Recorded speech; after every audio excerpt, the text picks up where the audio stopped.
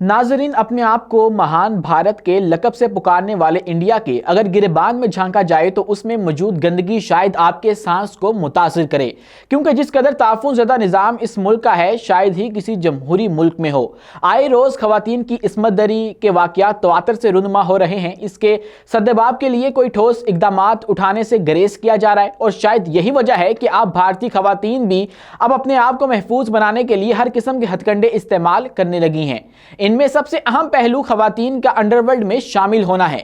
भारत को जहां मुतअद्दिद गैंगस्टर्स का सामना है, वहीं अब भारतीय खवातीन भी अंडरवर्ल्ड में शमूलियत इख्तियार करके भारतीय पुलिस को नाको चने चबवा रही हैं। और आज की इस वीडियो में हम उस मुद्दे पर बहस करेंगे कि भारत में खवातीन अंडरवर्ल्ड गैंगस्टर्स क्यों बन रही हैं।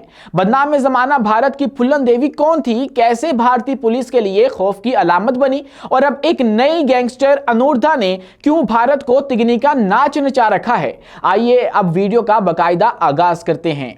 दोस्तों, शुमाली इंडिया तवील अरसे से अपनी दलेर खवातीन के लिए जाना जाता है, जिसकी मिसालों में माजी की मारूफ डाकू फुल्लन देवी और हाल ही में सामने आने वाली अंडरवर्ल्ड की गैंगस्टर अनु शामिल है। नाजरीन, फुल्लन देवी एक बदनाम डाकू थी जो इंडियन रियासतों के उत्तर प्रदेश, मध्य प्रदेश और राजस्थान के सरहदी इलाकों में फाल थी। उनकी शादी 11 साल की उम्र में उनसे 3 गुना ज्यादा उम्र के शख्स से हुई थी, लेकिन शादी टूटने के बाद उनके अपने घर वालों ने भी उनसे ताल्लुक तोड़ दिया।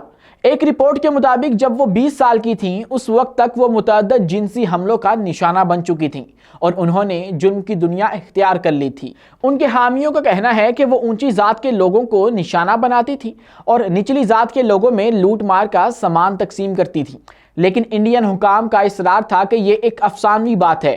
फुल्लन देवी अपनी शोहरत के अरूज पर इंडियन मीडिया के लिए तजस्सुस का बास थी। फिल्म हिदायतकार शेखर कपूर ने उनकी जिंदगी पर एक फिल्म बनाई जिसमें उन्होंने देवी को बैंडेड क्वीन या डाकू मलका कहा, लेकिन फुल्लन देवी फिल्म में अपने किरदार की तस्वीर कशी से मुत्तफिक नहीं थीं। दोस्तों, इंडिया में निचली जात के लोगों को अब भी तशद्दुद और इम्तियाजी सलूक का सामना है, जो 1980 की दिहाई में ज्यादा आम था। इसके खिलाफ निचली जात के बहुत से लोगों ने हथियार उठाए थे और फुल्लन देवी उस रास्ते पर चलने वाली एक नायाब खतून थी। वो जिन मर्द डाकुओं की क़यादत कर रही थी, उनका ताल्लुक मल्लाह बरादरी से था, जो रिवायती तौर पर कश्तियां चलाने के काम करते हैं। उनके गैंग ने इलाके के 80 से जायद गांव में ठाकुरों को निशाना बनाया। अदालती दस्तावेज के मुताबिक इस वक्त बहमाई गांव के आसपास के इलाकों में डाकुओं के 3 बड़े गैंग सरगर्म थे, जो माजी में एक ही गैंग का हिस्सा थे। इनमें से एक मुस्तकीम गैंग था जिसने कभी इस खित्ते में यादू जात के लोगों को कत्ल किया था। फुल्लन गैंग जो बहमाई कत्ले आम में मुलव्वस था, और लाला राम श्री राम गैंग जिसने बहमाई कत्ले आम के बाद फुल्लन देवी की जात मल्लाह के लोगों को कत्ल किया था। अदालती दस्तावेज के मुताबिक बहमाई कत्ले आम से पहले लाला राम श्री राम गैंग फुल्लन देवी गैंग का हिस्सा थे, लेकिन उन्होंने फुल्लन देवी के पार्टनर वर्कर मल्लाह को कत्ल कर दिया और गैंग से अलग हो गए। लाला राम श्री राम ठाकुर जात से थे और तो फुल्लन देवी को शक था कि बहमाई गांव की ठाकर बरादरी उन्हें पनाह दे रही थी। ये शक ही बहमाई कत्ले आम की वजह बना। दोस्तों, बहमाई में हलाकतों के पसे मंजर में हंगामा आराई के बाद उत्तर प्रदेश के इस वक्त के वजीर आला वीपी सिंह, जो बाद में इंडिया के वजीर आजम बने, को इस्तीफा देना पड़ा, लेकिन फुल्लन देवी पुलिस की गिरफ्त से बचती रही और हथियार डालने के लिए हुकूमत के सामने शराइत रखी। उन्होंने बिलाखिर 1983 में डाकुओं के लिए हुकूमत की एक अमनेस्टी स्कीम के तहत हथियार डाल दिए। 1994 में उत्तर प्रदेश के वजीर आला ने उनकी रिहाई में मदद की और 1996 के पार्लिमानी इंतखाबात के दौरान मुलायम सिंह ने फुल्लन देवी को अपनी पार्टी से टिकट भी दिया।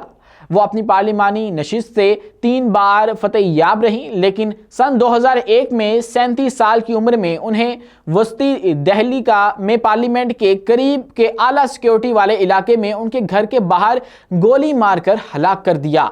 कत्ल के अगले दिन ठाकुर जात से ताल्लुक रखने वाले शेर सिंह राणा नामी शख्स ने उसकी जिम्मेदारी कबूल करते हुए हथियार डाल दिए और कहा कि ये बहमाई कत्ले आम का बदला था। दोस्तों, घिनौने जराइम में खवातीन की शमूलियत का मौजूदा रुझान मई 2022 में मारूफ पंजाबी गुलकार सिद्धू मूसेवाला के कत्ल से शुरू हुआ था। मुबैना तौर पर लानस बिश्नोई गैंग ने इसे अंजाम दिया था। माजी में मजीद जाएं तो छोटी बच्चियों को सेक्स के लिए स्मगल करने वाली खातून सोनू पंजाबन को 24 साल कैद की सजा सुनाई गई थी। बॉलीवुड में इस गैंगस्टर के किरदार से मुतासिर होकर एक फिल्म भी बनाई गई है। रवां साल मार्च में चंडीगढ़ में पुलिस ने बिश्नोई गैंग के एक रिवायती हरीफ को निशाना बनाने की साजिश को नाकाम बनाते हुए पूजा शर्मा और उनके 2 साथियों को गिरफ्तार किया। रिपोर्ट के मुताबिक मुनज़्ज़म जराइम या गैंगस्टर गिरोहों में शामिल खवातीन को काबिल इस्तेमाल चीज समझा जाता है। गैंग की सरबराही करने वाले मर्द अपनी बड़ी वारदातों के लिए मर्दों गैंगस्टर्स को ही इस्तेमाल करते हैं, लेकिन छोटे कामों के लिए खवातीन की खिदमत हासिल की जाती हैं।